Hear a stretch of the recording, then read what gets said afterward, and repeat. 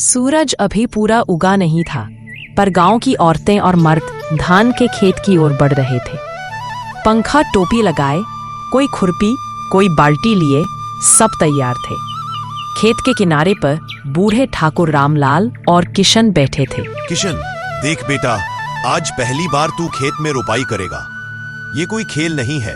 धैर्य चाहिए, मेहनत चाहिए। बाबा, मैं तो बस यही सोच रहा हूँ कि कीचड़ में पैर न फिसले।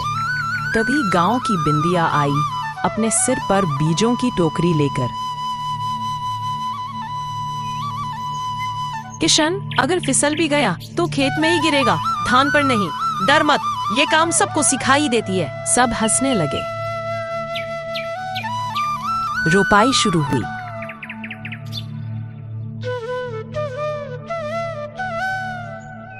रामलाल काका, अभी के समय में तो सब लोग ट्रैक्टर से ही सारा काम कर लेते हैं शहरों में। ये हाथों से रोपाई कौन करता है अब? श्यामू, मशीन से पेट भरता है, लेकिन दिल नहीं। खेत में उतरोगे तो समझोगे हर बूंद का मोल। रामलाल काका ने इतना अभी कहा ही था कि किशन कीचड़ में फिसल गया और फिर सब हंसने लगे। बाबा, लगता है आज पूरी मिट्टी मुझसे ही रोपाई करवाएगी। अभी तो सीख रहा है बेटा। आदमी गिर गिर के ही तो खड़ा होना सीखता है। एक तरफ बिंदिया और रीना आपस में बात कर रही थी। बिंदिया, सुना है तेरा भाई शहर से लौटा है।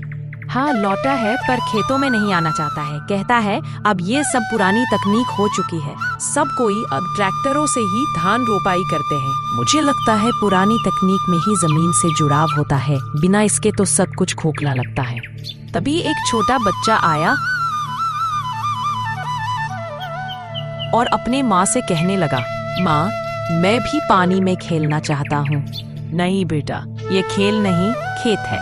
अभी तो बहुत छोटा है तुम्हारा शरीर, अभी मैला हो जाएगा बेटा। थोड़ा बड़ा हो जा, फिर खेतों में आना।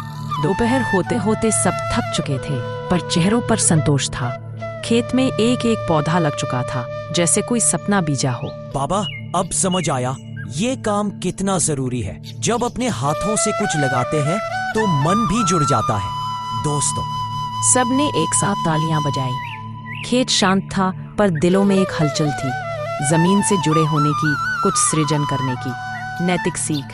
जब हम जमीन से जुड़ते हैं, तभी असल में अपने आप से जुड़ते हैं। परिश्रम और सहयोग से ही जीवन का हर बीज फलता है।